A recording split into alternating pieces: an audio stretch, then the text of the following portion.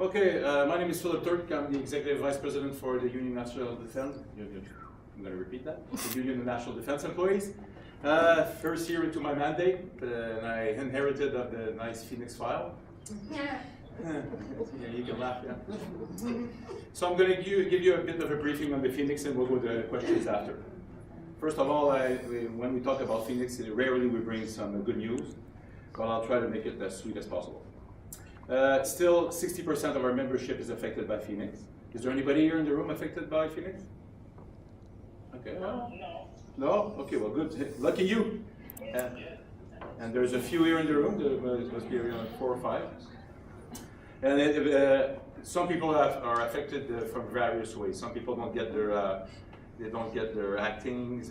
Some don't get their pay at all. So it varies a lot. And when you hear sad stories that people say they lost their house or they lost their cars or stuff like that, it really happens. I have people that call me every day crying on the phone, and we're trying our best, but rest assured it's not the union that put it there. We're trying to fight it. We're trying to better it. There's some effort that were made from D&D. D&D hired in the last year 158 new comp advisors. The comp advisors know their job, but the problem is that they can't go in the PSPC system and change if you have a problem. They have to call in Miramichi and talk with a member there that will change the process. Well, until PSPC gives us the permission to go work in their files, we won't be able to do nothing or fix the file by ourselves. We have to do it, jointly, and they're very, they're not very eager to give us the chance to do it. Well, when I say us, it's the comp advisor of the department. If any of you have pay issues, send it to, you go on the website, on the UND website, and you go on pay issues, and the email comes directly to me. And I send it back to compensation, the same address that the D&D gave the employees. But I don't know why, every time I send it out, I don't know if it's because of my signature, I don't want to play with that, but we get a response faster than if the member does it himself. Okay.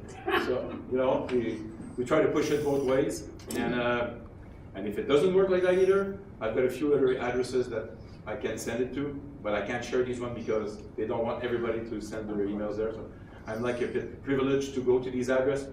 The important thing is that the member is served properly and their pay problem is resolved. I don't know if you heard about the PSAC change file. The PSAC change file will start next week on the 14th on your next pay. Everybody that is owed money by PSAC because they paid overdue in contribution for the contribution. Union contribution, or if you didn't pay enough, some people haven't paid union dues since March 2016. And some of them paid more than they were supposed to. So right now, PSAC is in between $15 and $20 million. They were supposed to, last year, start to recoup the money, but Treasury Board said, we're not ready.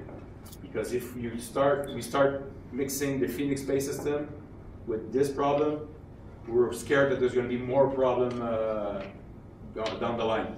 So 1 year later, they've tried what they call is a phantom testing with all 150,000 members, and in the past 3 and 4 months, no problem at all to try to recoup the money. They haven't touched the money of anybody, but when they go in a simulation, they have no problem.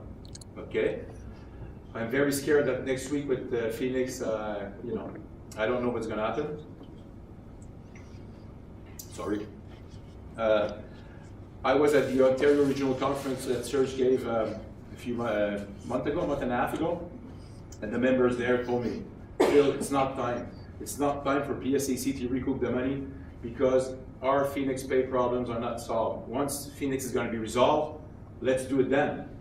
So I wrote a letter back to Chris Elworth telling him, Chris, it's not the right time to do it. And he answered to me, but they say they have no choice, they have to do it now because they're running short of cash. And anyways, too bad, but that's what's happening. And the way that PSAC is going to do it is that, let's say that you didn't pay union dues since March 2016, 14th of November, they'll recoup only 1 year backtrack.